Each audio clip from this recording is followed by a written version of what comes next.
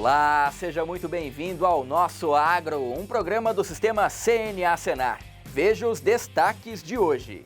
Paraná, Rio Grande do Sul, Acre, Rondônia e regiões de Mato Grosso e do Amazonas são reconhecidos como áreas livres de febre aftosa sem vacinação. Esse reconhecimento de área livre abre novos mercados, abre mercados mais exigentes para a carne e para os produtos brasileiros. Com o apoio da CNA, Congresso Nacional mantém artigos da Lei do Agro que garantem um teto nos custos cartorários para registro de garantias em operações de crédito rural.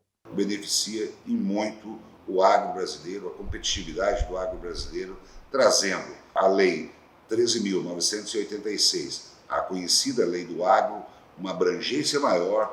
E você vai ver também iniciativas que garantem mais renda e valorizam a participação das mulheres na produção e na gestão das propriedades rurais. Foi através de vários grupos de mulheres, principalmente da CNA, que eu busquei conhecimentos e trouxe para dentro da nossa propriedade em ação. Tem ainda a Live na Fazenda, um encontro virtual entre as crianças e o produtor rural. O leite que vocês recebem aí na casa de vocês vem de um animal parecido com esse. Tudo isso e muito mais agora no Nosso Agro. O produtor rural está fazendo a sua parte. Já são 14 anos sem nenhuma notificação de febre aftosa no nosso rebanho bovino. E esse trabalho foi reconhecido pelo Ministério da Agricultura. Agora são os estados do Paraná, Rio Grande do Sul, Acre, Rondônia e regiões do Amazonas e de Mato Grosso que receberam o status de área livre de febre aftosa sem vacinação. Uma decisão que vai valorizar a carne brasileira aqui e no exterior. A pecuária brasileira deu mais um passo para consolidar sua posição de destaque no mercado mundial de carne bovina. Por meio da Instrução Normativa 52, o Ministério da Agricultura reconheceu mais 4 estados e 2 regiões como livres de febre aftosa sem vacinação. Com isso, novas oportunidades vão surgir para os produtores rurais dessas localidades. A sua carne tendo mais qualidade, internamente ela se torna até mais vantajosa. E muitas vantagens também para os pecuaristas de cria. Como os animais não poderão vir de fora do estado, valoriza-se o rebanho produzido aqui internamente, bem como os produtores de touro de genética. Então, o estado do Paraná só tem a ganhar com o estado de livre de aftosa sem vacinação. No país, apenas o estado de Santa Catarina tem o reconhecimento internacional como zona livre de febre aftosa sem vacinação. Agora, o status nacional concedido ao Acre, Rondônia, Rio Grande do Sul, Paraná e algumas regiões do Amazonas e do Mato Grosso garante o atendimento a requisitos e protocolos de segurança. Entre as exigências estão o fortalecimento dos serviços veterinários oficiais, a implantação de um programa estruturado de prevenção à doença, entre outras medidas, seguindo diretrizes do Ministério da Agricultura e da Organização Mundial de Saúde Animal.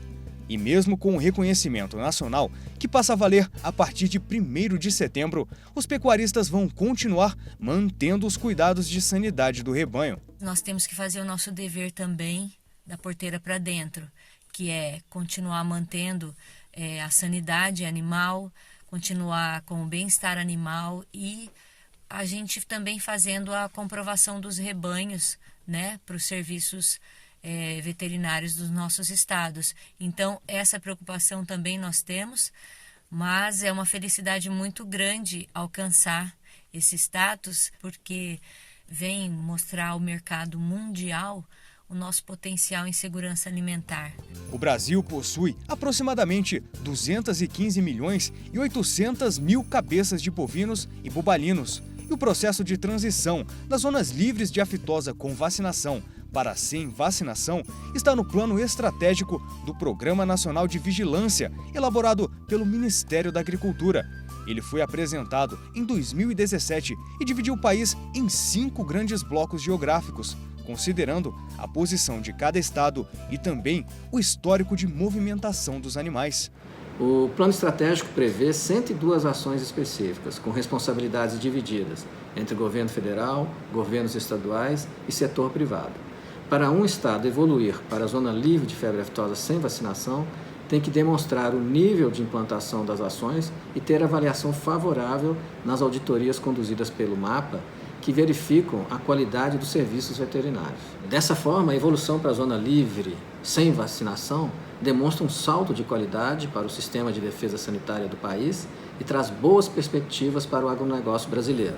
Quando falamos sobre o volume da produção, dados do IBGE apontam que apenas em 2019, 32,4 milhões de cabeças de gado foram abatidas no Brasil, o que representa um aumento de 1,26% em relação a 2018. 2.482 toneladas, equivalentes em carcaças, foram exportadas no ano passado, gerando uma renda superior a 7 bilhões de dólares, de acordo com números da Secretaria de Comércio Exterior do Ministério da Economia. E de janeiro a julho deste ano, os valores das exportações da pecuária de corte cresceram 25,1% em comparação ao mesmo período de 2019. O reconhecimento das novas áreas livres chega em um importante momento de crescimento do setor, especialmente nas exportações. E com a entrada de novos produtores, a expectativa é que o país consiga ampliar o volume de comercialização internacional. Esse reconhecimento de área livre abre novos mercados, abre mercados mais exigentes para a carne e para os produtos brasileiros. A grande questão hoje é levar produtos de qualidade com garantia de sanidade, trazendo mais dólares para o Brasil e melhorando o sistema produtivo estadual. Isso vai nos liberar 40 milhões de cabeças para ingressarem em países que não compram animais vacinados. Isso certamente vai dar um incremento bastante positivo no preço dos animais dessas regiões. A iniciativa privada e a CNA vê isso com bastante satisfação e acompanha e ajuda para que o Brasil se torne definitivamente o grande produtor de carne para abastecer não só a população brasileira, como também grande parte do mundo.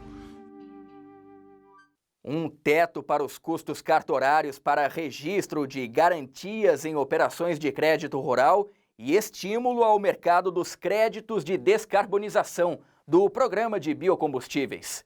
Essas foram algumas conquistas trazidas pela Lei do Agro, que foram mantidas pelo Congresso Nacional com a derrubada de vetos presidenciais. A CNA trabalhou ativamente para que esses artigos da lei fossem mantidos. A decisão do Congresso Nacional de derrubar vetos impostos à Lei do Agro vai trazer benefícios diretos e facilitar o trabalho dos produtores rurais. Os parlamentares decidiram manter os artigos 55, 56 e 60 da Lei 13.986 de 2020. Entre os principais pontos que vão beneficiar o setor agropecuário estão a redução da base de cálculo do tributo cobrado sobre as receitas dos certificados de descarbonização, os CBIOS. Com o veto, a alíquota poderia passar dos 40%, mas agora vai ficar em 15% com a manutenção do artigo 60. A medida pode estimular o mercado de títulos e elevar a política nacional de biocombustíveis. Foi muito importante manter a alíquota dos CBIOS em 15%, porque se a taxação fosse 34%, 35% ou até mesmo, dependendo dos cálculos, acima de 40%, você mataria esse título novo no seu nascedor. A lei está pronta, o título está sendo lançado, agora, paulatinamente, esse título vai ganhar mercado. Ele vai ganhar mais mercado ou menos mercado, quanto mais transparente ele for, quanto mais justo ele for, e quanto mais claro ele for. Outro artigo da Lei do Agro que voltou a valer foi o 56, que fixa um teto percentual nacional sobre a cobrança feita nos estados de custos dos cartórios devidos pela constituição de direitos reais de garantia mobiliária ou imobiliária destinados ao crédito rural. A Lei 13.986 já havia revogado a exigência de registro em cartório da cédula de crédito rural e da cédula de produto rural. E com isso, as medidas previstas na lei vão livrar os produtores de custos cobrados desnecessariamente. O mais importante dessa derrubada de veto foi o indicativo de que uma lei federal pode e deve estabelecer um teto nacional, né? Exatamente para evitar também que os preços abusivos sejam cobrados pelos estados e que não haja uma mínima padronização na cobrança desses emolumentos. Nessa semana, a Câmara dos Deputados também aprovou a medida provisória 958, que estabelece o teto de R$ 250 para o registro de garantias vinculadas aos financiamentos rurais. Para não perder a eficácia, a MP deve ser votada pelo Senado Federal até a próxima segunda-feira, dia 24 de agosto. Pelos nossos cálculos, em algumas situações, o custo cartorário chegava a ser 1,5%, né, dos custos do produtor rural. Algo realmente fora da linha, né, proporcional, exatamente num país em que se cobra, por exemplo, 5%, né, de custo do dinheiro quando se trata de financiamentos rurais. A derrubada dos vetos aos artigos integrantes da Lei do Agro reforça a importância do agro e traz mecanismos para que o trabalho dos milhões de homens e mulheres do campo se mantenha forte e continue se expandindo ainda mais, gerando maior renda e bem-estar para as famílias rurais. A CNA trabalhou em parceria com os parlamentares, fornecendo informações técnicas sobre as consequências negativas dos vetos para a viabilidade da produção rural. 3 vetos que foram extremamente importantes deles serem derrubados e hoje ele é lei e sem dúvida nenhuma beneficia em muito o agro brasileiro, a competitividade do agro brasileiro, trazendo a lei 13.986, a conhecida lei do agro, uma abrangência maior e, acima de tudo, fazendo jus ao que o setor agro tem contribuído ao nosso país. Agora vamos a um rápido intervalo e, na volta, mais novidades do agro para você.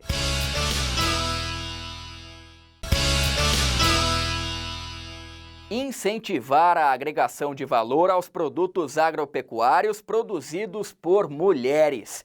Esse é o foco do trabalho que o sistema CNA-Senar realiza para melhorar a renda no campo. Por isso, o Grupo de Trabalho de Mulheres do Agro tem atuado e viabilizado a troca de experiências sobre projetos e iniciativas que valorizem os negócios rurais liderados por elas.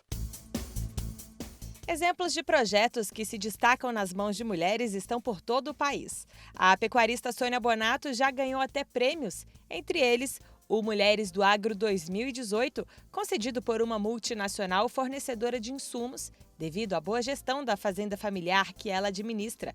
Mas o sucesso exigiu esforço. Veio com capacitação e suporte do Grupo de Trabalho Mulheres do Agro, coordenado pela CNA. Quando eu comecei a trabalhar no agro, e essas 3 fontes de renda que nós temos aqui na fazenda, que é silo, soja e integração lavoura-pecuária, eu não entendia nada disso. E foi através de vários grupos de mulheres, principalmente da CNA, que eu busquei conhecimentos e trouxe para dentro da nossa propriedade em ação. Então, muitas dúvidas eu tiro no grupo de mulheres da CNA. A premiada produtora de Goiás avalia que o grupo de trabalho permite à mulher rural ter mais voz e espaço na tomada de decisões do setor, além de incentivar outras mulheres a gerirem seus negócios. Outras mulheres estão aí à frente de grandes cargos em empresas, em instituições, nos dando inspiração para que tudo isso aconteça. Vamos conhecer mais mulheres, vamos transformar mais mulheres e vamos inspirar mais mulheres, para que todas elas juntas consigam ter voz e também participar de tudo que o agro propõe. Um olhar feminino dentro da propriedade rural tem feito a diferença na gestão e na comercialização dos produtos. Exemplo disso é o Grupo Cafeína, em Minas Gerais, composto por mulheres da Cooperativa dos Cafeicultores da Zona de Três Pontas, a Cocatrel. Elas somam 21% do total de cooperados. A atuação do grupo, criado há 1 ano, ganhou tanta visibilidade que rendeu oportunidades de negócios no exterior. O caso de sucesso foi tema da reunião virtual do Grupo de Trabalho da CNA. O café das mulheres, por ser de mulheres, ele já é um agregador, sim. Obviamente tem que ser cafés de qualidade, cafés especiais, Mas quando ele é um café do Cafeína, ele consegue vender um pouquinho melhor e remunerar as mulheres um pouco melhor. Existe essa demanda de mercado, é uma demanda hoje. A gente espera que seja uma demanda que não seja pontual, espero que seja o contrário, né? Que isso aí vire normal. Mas existe sim essa valorização pelo café da mulher. A partir do encontro virtual, o grupo de trabalho vai definir ações prioritárias em conjunto com instituições ligadas ao setor produtivo e ao governo. A intenção é apoiar mais iniciativas que auxiliem produtoras rurais a agregar valor aos produtos, com o objetivo de gerar mais negócios e renda. O diferencial desse GT Mulheres no Agro, da CNA, é justamente somar esforços, né, e reunir várias instituições, atores, no sentido de buscar o protagonismo da mulher rural, né, e mostrar iniciativas e visibilizar o trabalho da mulher rural. A reunião contou ainda com a participação de representantes das federações de agricultura, do Ministério da Agricultura, FAO, Fundação Banco do Brasil e de cooperativas. Com essa integração entre as instituições e o sistema CNA-Senar, fica mais fácil implementar projetos regionais. O interessante desse contato é que tanto como CNA, como Senar, a gente consegue fortalecer essas iniciativas, como nos estados também. Se há interesse das federações, regionalmente desenvolver alguns projetos, elas, com esse contato que tiveram com essas instituições, podem fazer os seus contatos e desenvolver essas parcerias, já que muitas dessas instituições apoiam, ou institucionalmente ou financeiramente, projetos desenvolvidos por mulheres. O grupo de trabalho também conta com um fórum virtual de discussões, aberto a qualquer participante. Para saber mais sobre esse trabalho, envie um e-mail para cna.comissão@cna.org.br. Reforma tributária, projeto Campo Futuro, certificação de raças bovinas e comércio internacional. Esses foram alguns dos destaques da semana que o Francisco Jordão traz pra gente.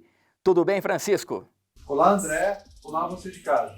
A reforma tributária e os impactos para os produtores rurais foi tema de várias reuniões nessa semana. A CNA e as entidades do Conselho do Agro debateram as propostas na Expo Genética.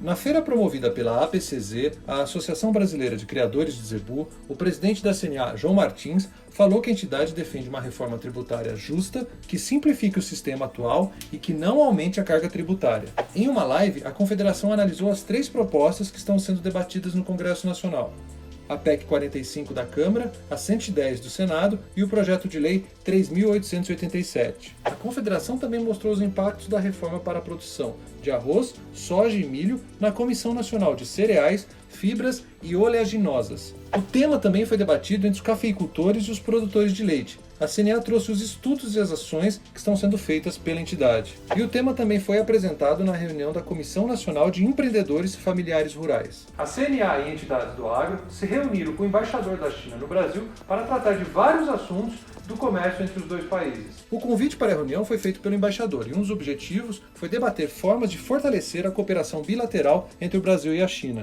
Veja o que mais a CNA fez para os produtores. O presidente da CNA, João Martins, participou do fórum Os Desafios do Setor em Tempos de Pandemia na 13ª Expo Genética, promovida pela BCZ, e apresentou as ações da CNA para reduzir os impactos aos produtores. Em uma transmissão ao vivo, o sistema CNA-Senar mostrou o trabalho desenvolvido para fortalecer os produtores de alimentos artesanais e tradicionais. E a CNA reuniu especialistas para debater, em uma live, o desconto da energia elétrica na irrigação. O projeto Campo Futuro levantou os custos das atividades agropecuárias em Alagoas, Goiás, Santa Catarina, Mato Grosso e Mato Grosso do Sul. Um estudo da Confederação, divulgado nessa semana, mostrou que as exportações do agro bateram um recorde de janeiro a julho desse ano. Em uma videoconferência foram debatidos os programas de certificação e as iniciativas realizadas pelas raças Wagyu e Rúbia Galega. E a Rede Nacional de Inovação para o Agro, do sistema CNA-Senar, tratou das soluções tecnológicas para os produtores rurais. Veja essas e outras notícias no site CNA Brasil e nas nossas redes sociais. Você já esteve em uma propriedade rural? Sabe como é a produção de alimentos e a criação de animais? Pois uma turminha de crianças participou de forma virtual do trabalho realizado por um produtor.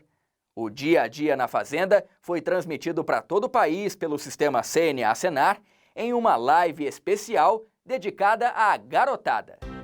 Criança na tela do computador geralmente é para assistir desenhos animados ou jogos online, mas nesse caso a conexão é com o agro. Isso mesmo, afinal a turminha também precisa saber que o alimento não surge no supermercado como num passe de mágica. Tudo vem da produção rural, que foi apresentada de um jeito descontraído na live da Fazendinha. Quem gostou da arara, levanta a mão!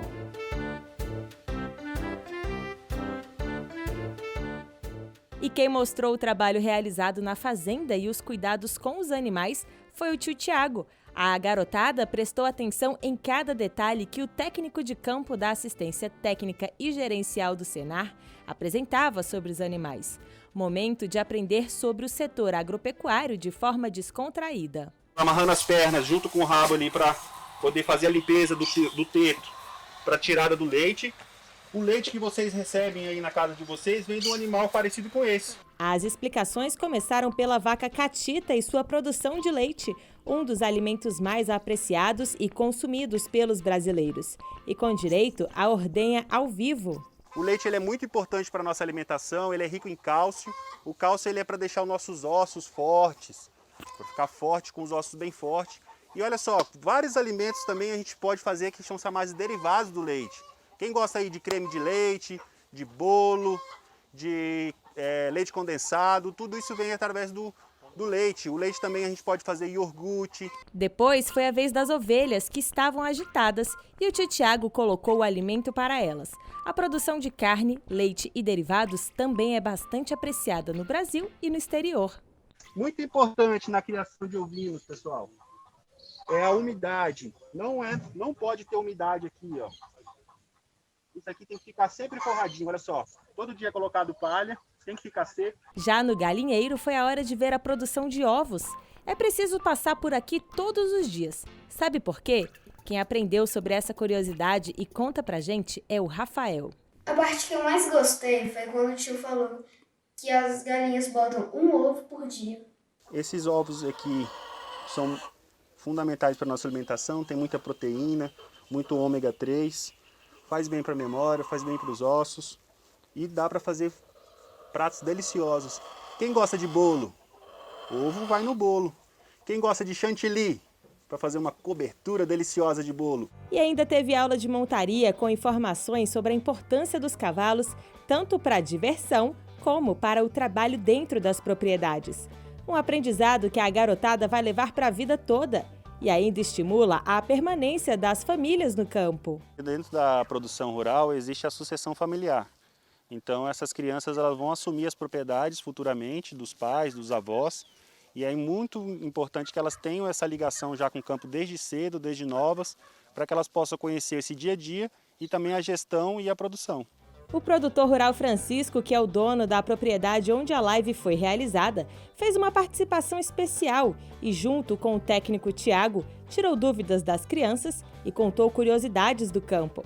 Para ele, essa rotina precisa ser mais divulgada para todos. Muitas vezes a pessoa na cidade, em outros casos, não consegue enxergar como que é produzido o seu alimento, né?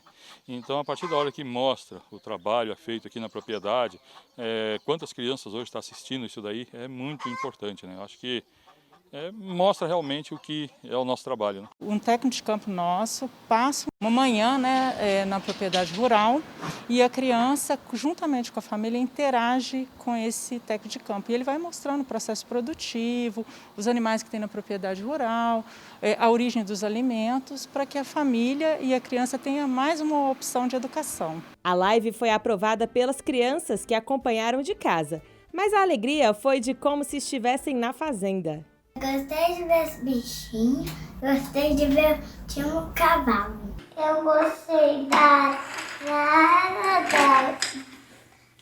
vaca, da galinha e do cavalo. A parte que eu mais gostei da live foi o tio tirando o leite da vaca. Foi muito legal. Ações como a live da Fazendinha têm como missão valorizar o homem e a mulher do campo. E essa valorização vem também por meio de uma melhora na qualidade da produção e da gestão da propriedade. Avanços que são possíveis com assistência técnica, cursos e ações do sistema CNA-Senar, mesmo em meio à pandemia. Um investimento maior na educação à distância, aumentamos o número de vagas nos cursos que a gente tem, criamos assistência técnica virtual, com adesão muito grande dos produtores rurais. De março até hoje a gente teve mais de 12 mil produtores que aderiram à assistência técnica virtual e foram mais de 25 mil atendimentos de área técnica e gerencial. E também fizemos muitas lives com assuntos de interesse do produtor rural.